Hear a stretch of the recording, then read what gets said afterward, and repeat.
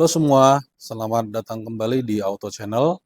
Di video kali ini kita akan bahas mengenai shock absorber.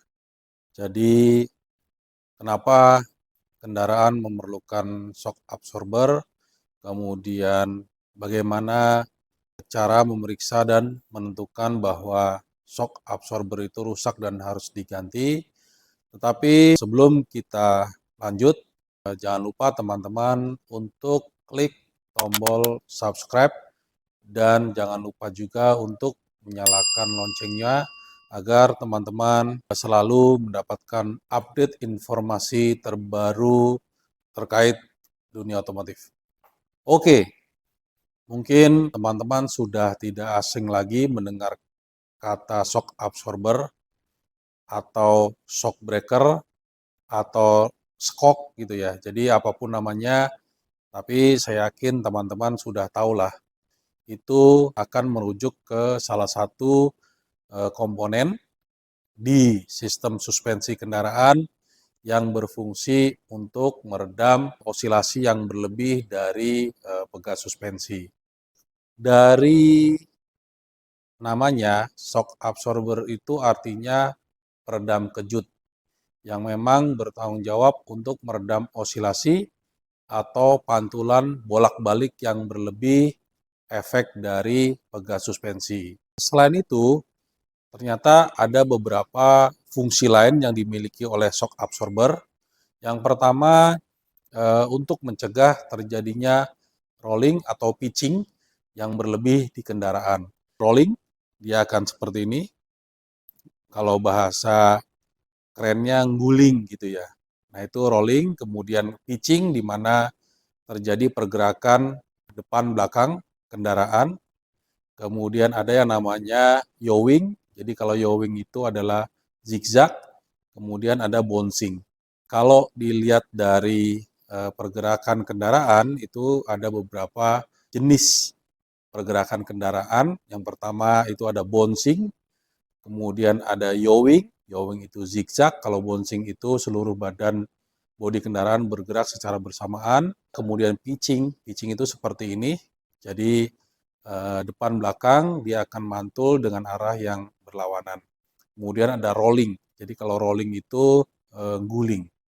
Nah itu fungsi shock absorber juga berfungsi untuk mengurangi pergerakan bodi kendaraan yang berlebih, baik itu bouncing, yawing, pitching maupun rolling.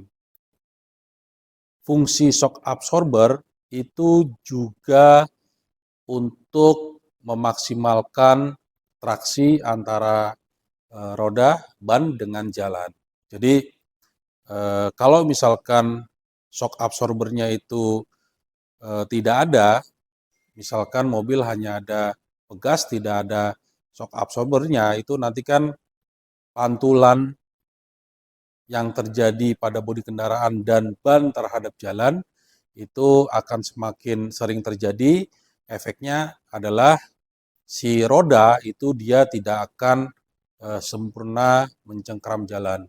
Dan kalau misalkan tidak ada suspensi, tidak ada pegas, dan tidak ada shock absorber seperti gerobak gitu ya, nah itu kan tentu roda akan sangat rigid dengan bodi, nah itu juga bisa mengakibatkan traksi roda dengan jalannya juga tidak maksimal. Jadi salah satu fungsi dari shock absorber yang sangat penting di sini adalah menjaga agar traksi antara roda dengan jalan itu bisa selalu maksimal pada saat kendaraan melakukan akselerasi maupun deselerasi. Kemudian fungsi lain yang tidak kalah penting dari shock absorber adalah untuk melindungi komponen-komponen kendaraan agar tidak cepat rusak akibat dari permukaan jalan yang tidak rata. Jadi kalau misalkan tidak ada shock absorber, kemudian pantulan dari mobilnya itu berlebih, pada saat mobil berjalan di jalan yang jelek, nah itu bisa mengakibatkan komponen-komponen suspensi dan komponen lainnya di kendaraan menjadi cepat rusak. Ternyata fungsi dari shock absorber itu sangat banyak, jadi nggak cuma peredam kejut, tapi ada banyak yang tadi kita sudah bahas. Kemudian yang berikutnya adalah kalau dilihat dari cara kerjanya, shock absorber itu dibagi menjadi dua. Jadi ada yang single action, ada yang double action. Nah, yang single action itu eh, efek peredaman hanya terjadi pada satu arah saja. Pada saat shock breaker itu ditekan, itu tidak terjadi efek peredaman, namun pada saat shock itu ditarik, nah itu baru terjadi efek peredaman. Jadi ini adalah single action dari shock absorber. Ditekan tidak ada peredaman, ditarik baru ada peredaman.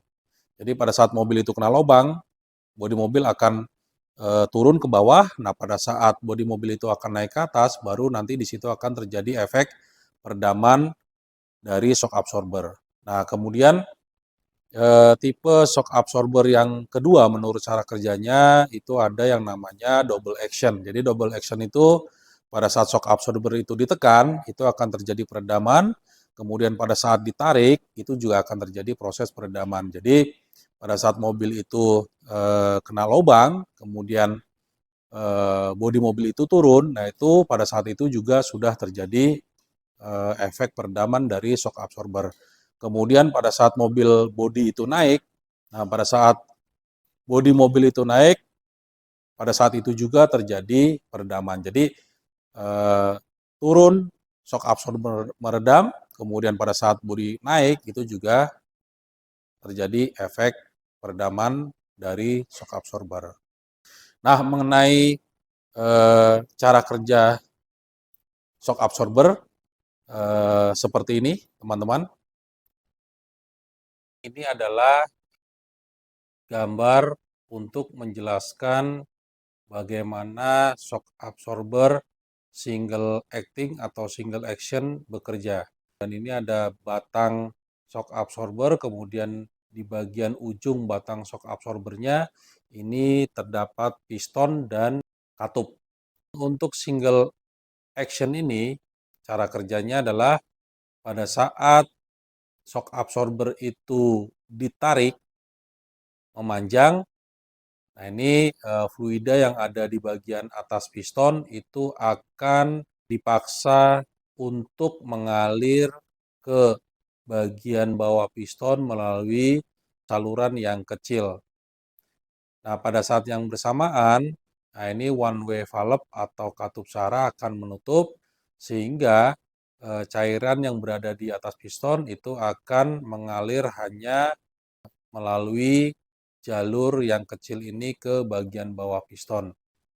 Pada saat ini, karena terjadi tahanan aliran di oli shock absorber, maka pada saat ini terjadilah peredaman shock absorber.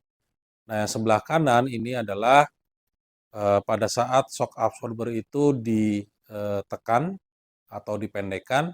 Jadi pada saat shock absorber itu ditekan, si one way valve ini akan terbuka, terdorong oleh minyak shock absorber. Jadi pada saat shock absorber itu ditekan, minyak yang berada di bagian bawah piston shock absorber akan mengalir ke atas melalui saluran yang kecil ini yang sebelah kiri dan juga akan melalui saluran yang ada one way valve-nya. Nah, karena pada saat ini one way valve-nya itu terbuka lebar, maka oli akan dengan mudah mengalir ke bagian atas piston sehingga tidak terjadi tahanan aliran yang menyebabkan tidak adanya proses peredaman pada saat shock absorber ditekan ke bawah. Yang berikutnya gambar untuk menunjukkan cara kerja dari shock absorber yang tipe dual action atau double acting. Nah, cara kerja seperti apa? Jadi ini batang shock absorber, kemudian ini piston. Pada saat shock absorber itu ditarik ke atas atau memanjang, one way valve yang sebelah kanan ini akan menutup sehingga minyak atau oli shock absorber yang ada di atas piston ini akan dipaksa mengalir ke bawah piston.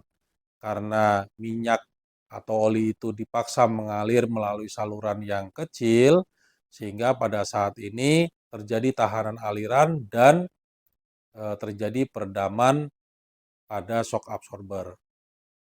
Nah, pada saat si shock absorber ini ditekan ke bawah atau memendek, yang terjadi adalah one way valve yang sebelah kiri ini akan menutup, kemudian minyak atau oli shock breaker ini akan mengalir ke bagian atas piston melalui one way valve yang sebelah kanan.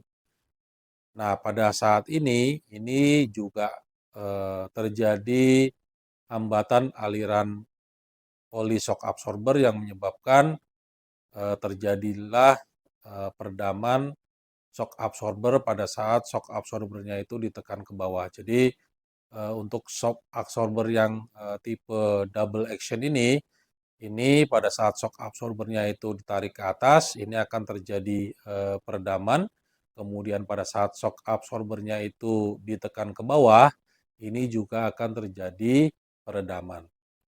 Oh ya, mungkin teman-teman pernah dan sering juga mendengar shock absorber tipe gas gitu ya. Jadi memang untuk shock absorber yang tipe gas ini di dalamnya ditambahkan gas nitrogen. Tergantung dari konstruksi shock absorber tersebut.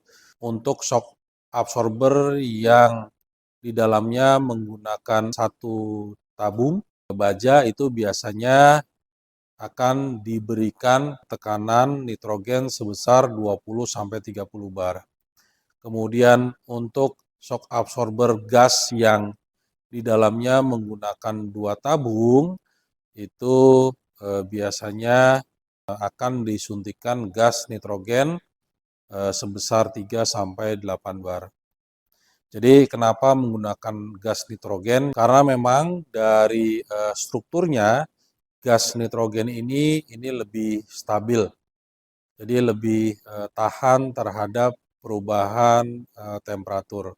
Fungsi dari nitrogen yang disuntikan ke dalam shock absorber yaitu untuk membantu meredam pergerakan dari shock absorber. Jadi apabila kendaraan menggunakan shock absorber yang hanya berisi oli, nah pada saat kendaraan dikendarai di jalan yang jelek, kemudian shock absorber akan memanjang dan memendek dalam waktu cepat dan dalam frekuensi yang tinggi, nah itu bisa menyebabkan timbulnya busa akibat dari aliran oli yang sangat cepat dan dalam frekuensi yang tinggi. Nah, dengan adanya penambahan gas nitrogen di dalam shock absorber itu bisa membantu oli shock absorber tersebut tidak mudah berbusa. Nah, efeknya apa jika shock absorber bekerja dengan cepat, memanjang dan memendek dengan frekuensi yang tinggi, kemudian timbul bubble atau busa di oli shock absorber. Nah, teman-teman tahu bahwa busa itu kan sebetulnya terdapat angin ya di dalamnya. Jadi kalau misalkan busa ini ikut bekerja terkompresi di sistem shock absorber, maka akan terjadi jeda atau kayak semacam ruang kosong ya pada saat shock absorber itu melakukan peredaman. Jadi apabila ada bubble atau busa yang ikut di aliran oli, maka proses peredaman shock absorber akan terganggu. Seiring dengan usia pakai kendaraan, shock absorber ini juga akan mengalami penurunan kualitas dan juga pastinya akan menurun juga fungsi dari shock absorber tersebut. Bagaimana sih cara memeriksa shock absorber? Jadi ada beberapa cara, biasanya sih yang sering kita lakukan adalah pertama dengan visual inspection ya. Jadi melihat kondisi aktual shock absorber. Pemeriksaan visual ini meliputi pemeriksaan apakah ada kebocoran oli dari shock absorber. Nah, biasanya kalau ada kebocoran oli itu terjadi dari bagian sealnya. Nah, itu kalau terjadi kebocoran oli, kemudian oli di dalam shocknya itu habis, maka efek peradaman juga tidak akan terjadi. Kemudian kita lihat apakah shock breaker itu bengkok atau rusak pada bagian dudukan shock absorbernya. Nah, jika ditemukan adanya sesuatu yang tidak sesuai dengan kondisi seharusnya, maka sebaiknya shock absorber diganti. Tapi pada saat melakukan visual inspection ini kita harus hati-hati. Kenapa harus hati-hati? Ini menarik sekali. Jadi ini saya mendapatkan informasi dari beberapa website pembuat shock absorber. Nah, untuk linknya ini saya letakkan di deskripsi dari video ini. Nah, teman-teman nanti juga bisa lihat di sana seperti apa sih visual inspection, dan berdasarkan temuan tersebut apa yang harus kita lakukan. Mari kita lihat. Ini ada informasi mengenai justifikasi penggantian shock absorber berdasarkan visual inspection atas rembesan atau kebocoran oli dari shock absorber. Nah, informasi ini saya peroleh dari salah satu website pabrikan yang cukup terkenal. Nah, untuk link websitenya ada di deskripsi video ini. Nah, kalau kita lihat di sini, ini gambar 1, gambar 2, ini menunjukkan rembesan oli ya. Jadi bukan bocor karena memang kalau kita lihat jejak olinya itu hanya seperti ini. Nah, berdasarkan informasi di website tersebut, jika teman-teman menemukan rembesan oli seperti di gambar 1 dan 2, ini shock absorber tidak perlu diganti. Kemudian jika teman-teman menemukan kebocoran oli seperti pada gambar 3 dan 4, ini sebaiknya shock absorbernya diganti. Rembesan oli seperti yang dijelaskan di gambar 1 dan 2, hal ini memang bukan berarti bahwa shocknya itu rusak dan harus diganti, karena memang kita tahu bahwa pada saat shock itu bekerja, maka batang shock itu akan naik dan turun. Dan oli yang ada di dalam shock tersebut itu juga akan menempel di batang shock dan ada kemungkinan akan ikut keluar sedikit melalui celah seal shock absorber. Informasi ini sebetulnya sebagai informasi tambahan bahwa justifikasi penggantian shock absorber itu tidak boleh dilakukan kalau memang hanya terlihat rembesan oli sedikit seperti yang ditunjukkan di gambar 1 dan 2. Dan ya memang sih yang paling akurat adalah sebaiknya kita melakukan pemeriksaan shock absorber, baik pemeriksaan yang dilakukan secara manual atau pemeriksaan shock absorber menggunakan alat. Yang berikutnya, pemeriksaan shock absorber itu biasanya kita bisa lakukan manual ya. Jadi shock absorber itu kita lepas dulu dari mobilnya, kemudian kita lakukan pemeriksaan secara manual. Nah, proses pemeriksaannya itu seperti apa? Mari kita lihat. Ini adalah pemeriksaan shock absorber secara manual berdasarkan informasi dari repair instruction yang saya peroleh dari beberapa pabrikan. Jadi caranya tinggal tarik, kemudian tekan shock absorber sampai 3 kali, kemudian dilanjut dengan yang keempat dan yang kelima kali. Nah, nanti pada saat yang keempat dan yang kelima, pada saat itu teman-teman harus merasakan apakah ada yang aneh dari pergerakan shock absorber. Misalkan pada saat di posisi yang keempat dan kelima, teman-teman menemukan pergerakan shock absorber yang lebih berat atau lebih ringan, berarti pada saat itu kondisi shock absorbernya sudah tidak oke. Selain itu, teman-teman juga harus memeriksa apakah ada bunyi aneh pada saat shock absorber digerakkan naik dan turun. Dari pemeriksaan shock absorber ini, saya tidak menemukan adanya pergerakan yang aneh dari shock absorber dan saya tidak mendengar ada juga bunyi yang aneh dari shock absorber. Secara hasil pemeriksaan manual, shock absorber ini masih oke dan masih bisa digunakan.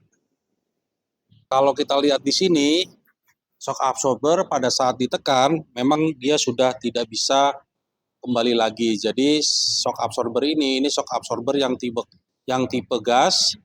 Nah, seharusnya yang tipe gas itu pada saat ditekan, shock absorber ini harus otomatis memanjang. Jadi kalau dari sisi peredaman kejutnya, shock absorber ini sebetulnya masih bisa dipakai. Cuma memang shock absorber ini akan menjadi tidak maksimal kalau kendaraan dipakai di jalan yang jelek dan shock absorber mengalami osilasi yang tinggi dengan frekuensi yang tinggi, di mana pada saat itu kemungkinan akan timbul busa atau bubble di oli shock absorber yang membuat kerja shock absorber menjadi tidak maksimal. Oke, yang berikutnya pemeriksaan shock absorber bisa dilakukan dengan menggunakan alat. Jadi memang ada satu alat yang kalau menurut saya ini canggih banget gitu ya. Jadi alat ini bisa melakukan pemeriksaan shock absorber tanpa melepas shock absorbernya dari mobilnya.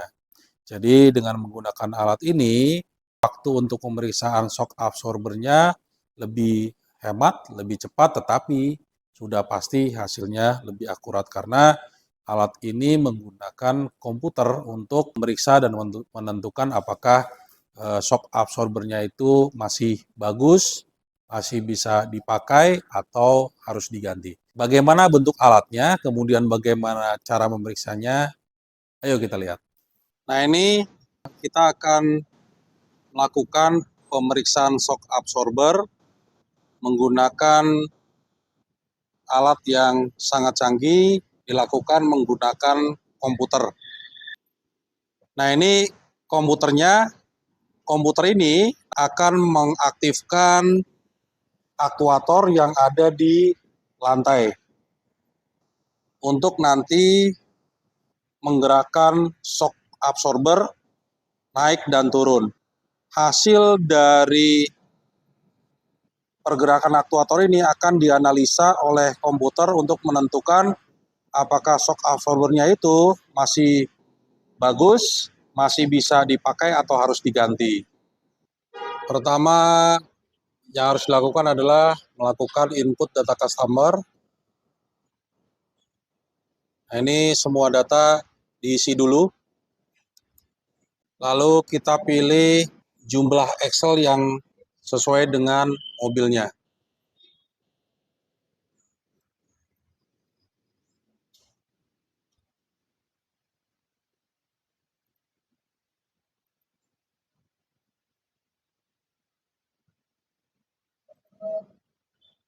Lalu kita pilih suspension test.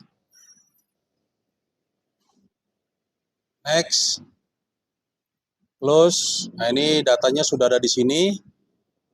Kita tinggal aktifkan. Yes.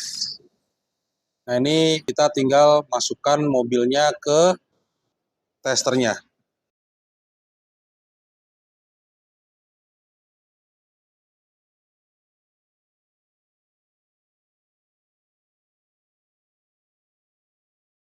Roda diposisikan di lokasi yang merah. Nah, ini otomatis ya. Jadi si aktuator ini otomatis akan menggerakkan shock absorber.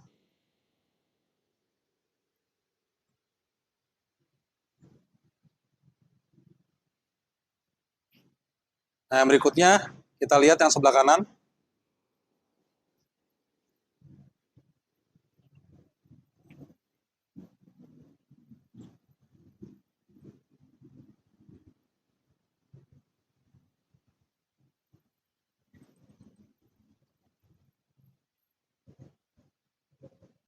Untuk pemeriksaan shock absorber depan ini udah selesai.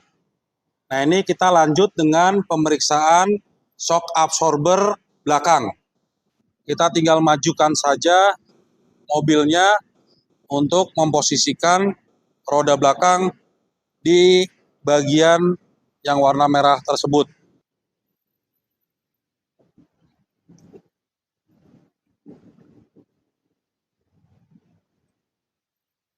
Ini roda belakang sudah berada di tester dan ya otomatis si tester ini akan menggerakkan shock absorber.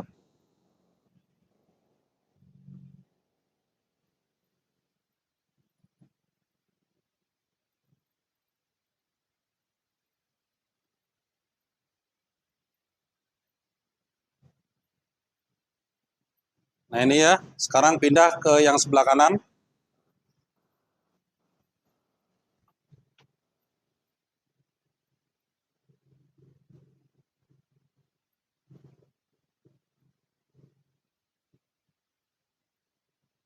Selesai, kita keluarkan mobilnya dari tester. Nah, untuk hasilnya kita tinggal print saja.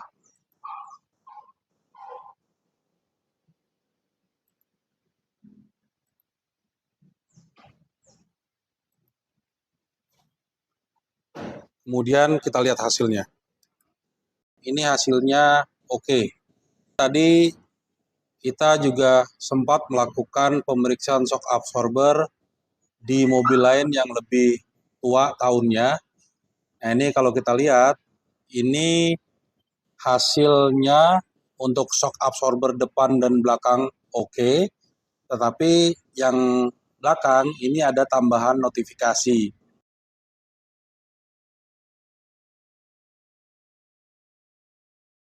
Kerusakan shock absorber selain berpengaruh terhadap pengemudian, mobil menjadi tidak stabil, kemudian tidak nyaman untuk digunakan.